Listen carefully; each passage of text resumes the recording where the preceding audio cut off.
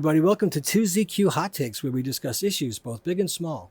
I am your host, the very handsome Tim Kirk, and this time I'll be reading from my semi-autobiographical novel, I'm Just Making It Up As I Go Along, and Things Have Not Been Working Out As Well As I Intended, Chapter 9949, Temporary Friends, Part 3, Delinquency, Fugue State.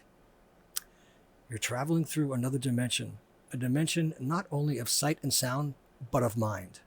A journey into a wondrous land whose boundaries are that of imagination. That's the signpost up ahead. Your next stop, the Twilight Zone. This is when you are still in denial and are determined to portray your experience as anything other than a disgraceful episode in your life you need to spend the rest of your waking life atoning for. When you do enter the fugue state, you just stop counting things that matter, and the things that suddenly matter are counted. You realize that the people who are now in your life pay close attention to all security. When you come, when you go, where you keep valuables, if there are any, or what is valuable to them. You blind yourself to objective reality far more than we commonly do to make our way through our miserable lives while remaining mostly sober. To enter a chemically induced fugue state is to become dependent on the chemicals. Your life becomes static and you cease to function within usual and ordinary parameters, touch points for conversation, registering of emotion, consideration, except for the paranoid type. I was with these people, my friends, for lack of a better term, while they posed as having some sort of deep, profound wisdom endowed upon them from their travails and subcultural transits. They were wizened at young ages, but as for wisdom, everyone was whistling in the dark at the same time, and everyone was whistling off key. The juicy stuff is coming, trust me. This is just a warm-up for how I predicate what comes. There is great danger ahead. And as an aside, believe me, when someone does indeed look out for you, you better show gratitude and never let them down. Someone has been looking out for me. There is no other way to explain how I am still alive. It is a strange feeling to believe that you have been looked out for and at the same time know that nobody is coming to save you and that you have to do everything yourself anyway, and you should know all of this in the first place on the outset of life. Some people do and they prosper. Schmucks like me trust their luck and see what happens. I'm deservedly in purgatory. By the way, whoever came up with the term action items out of context of the workplace is owed a debt of gratitude by me because it shows the superficiality and shallowness of thought of those who default to employing that term on a regular basis. You are uninteresting and boring when you use cliches such as that. And this is a telltale marker which informs me of your insipid intellect. The Truman Capote in me crawled out of the corners of my mind to express that sentiment. Anyway, I must make at this time the disclaimer that these fictional recollections, which I am certain are subject to dispute, are to my best fictional memory accurate and truthful, even though this is a novel, a piece of pure fiction, although I will concede that there is inherent subjectivity and bias in all people's memories, fictional or real, and experiences as they occur in the first place. So my perspective and emphasis might not quite jibe with those described in the narrative, what and whosoever it may be besides my own. That being said, this is a truthful, albeit fictional account, and I'm doing my best to be diplomatic and even-handed in my accounting of this dreadful, wasteful hellscape that my life became and fell into for what seemed like an eternal period of torture. The funny thing is that my life brightened up as soon as I left and got a decent gig elsewhere with much better, reliable income, comparatively respectable, honorable, professional, ethical humans, and I am giving a wide berth for many of those as well, but their standards, demeanor, demonstrable integrity, and basic decency were on a far higher plane than the depths I had plumbed or allowed myself to sink to and crawled my way out of. My bad. It really is my personal fault and my personal failings which led me to ignore warning signs that I should have, by any reasonable standard, heeded. I was searching for something that did not nor ever would exist. As for the actual passage of time, it all instantaneously became a blur, a quite sorrowful, unpleasant, malignant blur. The byline or subtitle for this chapter is this: Religion is for people who are afraid of going to hell. Spirituality is for those who have already been there. And this has been attributed to Vine Deloria Jr. There are many different attributions to this. But boy, do I get it. And that little nugget of innocence or ignorance or a combination of both disintegrated a very long time ago. I am not by any means a 12-stepper or anyone who holds those who enjoy a good time and lesser prestige unless it interferes with your ability to effectively manage your life and it intrudes upon mine. I do, however, remain on the wagon at least 6 to 7 months a year, although not all at the same time. I do dry January and then go on the wagon after St. Patrick's Day and stay there until late September when I really should get on back at school. It is just better for me. So I do not claim any higher ground. I just had a hard-learned lesson in self-preservation. But I get the sentiment. By the way, the lyrics to the Charlie Daniels hit song, The Devil Went Down to Georgia, start off with, the devil went down to Georgia, down as in from above, from the north, not up from the depths of hell. He was looking for a soul to steal. And the question is hell so crowded that he has to do some math and figure out how much space he has to put someone's soul? Or does he just have a lot of free time and does things slowly? He was in a bind cause he was way behind and he was willing to make a deal. Well, how is the devil in a bind? Why would he care in the first place? Everything is hell around him. Is he obligated to someone else? He is the devil. Doesn't he make the rules about soul stealing? And he was willing to make a deal, which implies that he is under some sort of quota system and that he reports to someone else, as in a direct report. Now, historically, the only other entity who the devil could possibly report to is God. So, therefore, the devil works for God and steals souls under a divine quota system. The devil is doing God's work. I'm just saying. So anyway, my friend, the titular chef. I'm going to start off with the cover job at India Joe's. Now, India Joe's was a restaurant in Santa Cruz, California, and I had visited the place in 1989 by myself. My friend, the titular chef, made an absolutely fantastic duck breast stuffed with andouille, celery, and forcemeat. He actually received applause when he stepped out of the kitchen for a minute on numerous occasions. He made what I snarkily called an ugly sauce for blackened steak. He called it ugly sauce. It was a huge hit. For the overdose victim, everything was a cover job for the drug operation. And by the overdose victim, I mean the titular chef, my friend. I mean, really, it all provided for an extremely flimsy veneer of escapades such as the Grateful Dead New Year's Eve show, the 9 bank robberies in one day, the lifelong prison sentence, Ted Koppel, the Santa Cruz pigeons on the ledge from the CIA, the shooting up of blood while waiting for the heroin, and more difficult to swallow melodramatic storytelling. The funny thing is that so much of it is actually true, and I witnessed a whole lot of it in real life. Still shake my head in a degree of disbelief to what I witnessed firsthand, but I can't deny it. I saw him wriggle out of handcuffs behind his back while in a hotel room at a small wedding reception. He actually did do that. I took a lot of what he said and reacted to what he said, like everybody we were with a lot of the time, with a jaundiced eye, but son of a bitch, he actually did it. Couldn't believe it, but he did it.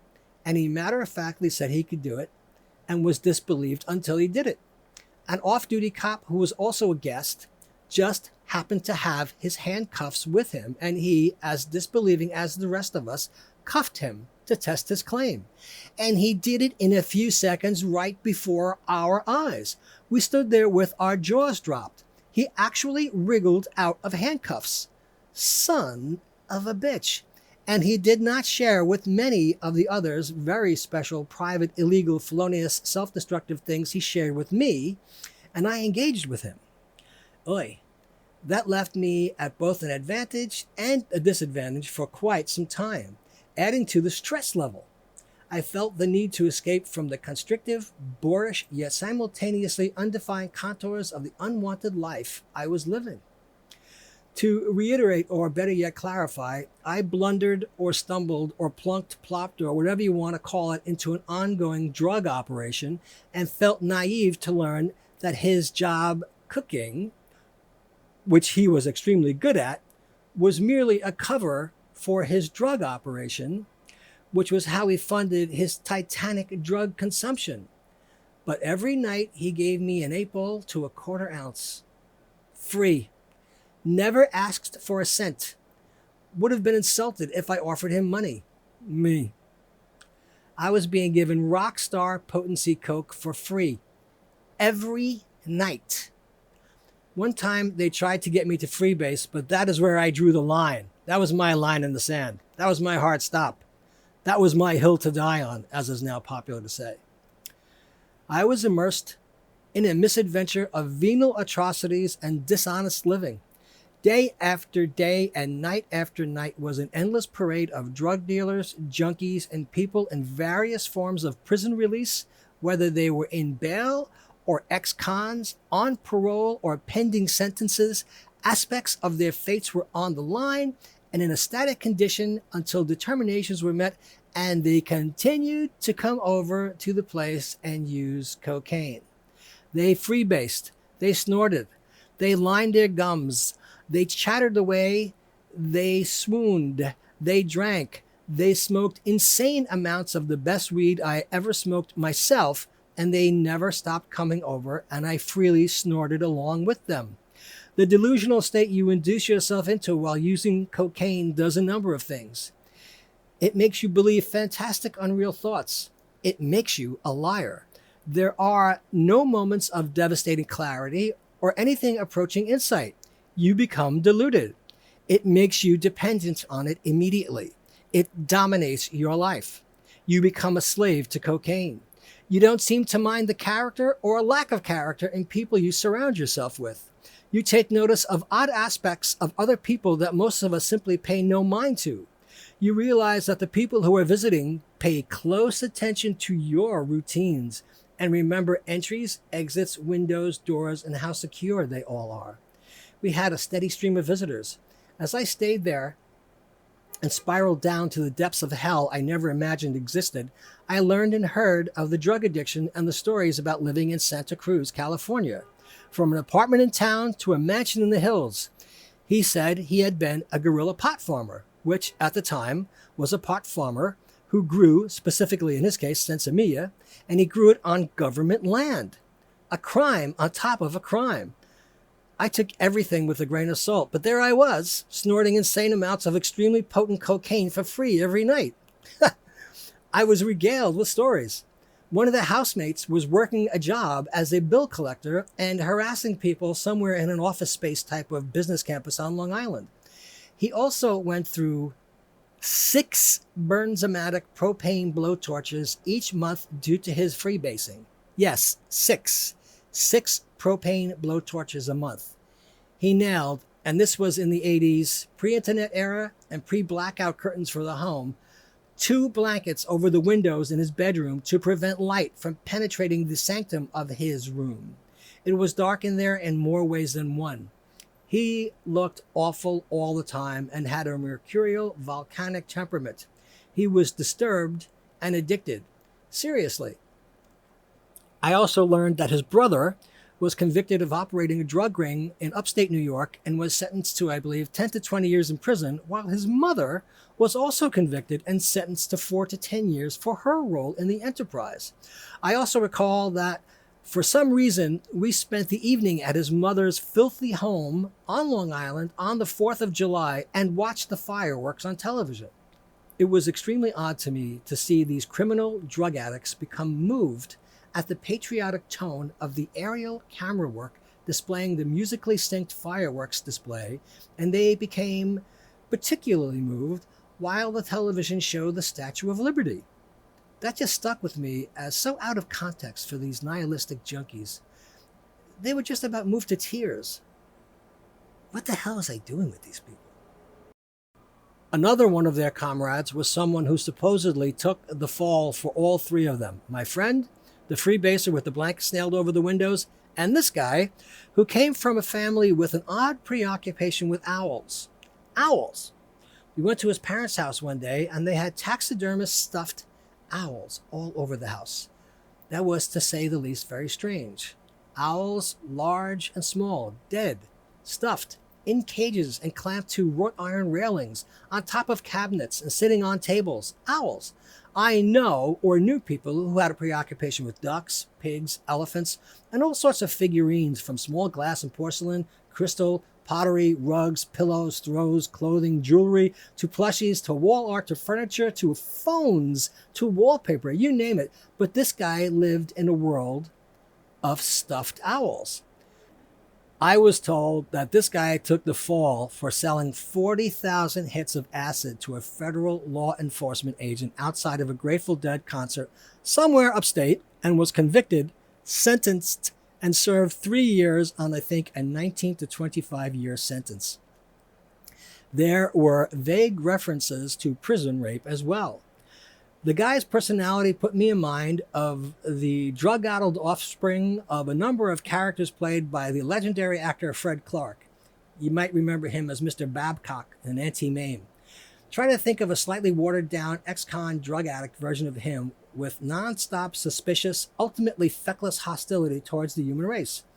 He was paroled and had to live with his parents, and I think they weren't too ethically code-bound either. Part of the condition of his release was that he had to attend law school for some reason. This guy was a heavier cocaine user than both of the guys I was living with, and he somehow managed to pass mandatory drug tests. And if he failed one, he would be instantly remanded back to prison to serve the remainder of his sentence. He had to be bribing someone somewhere along the line.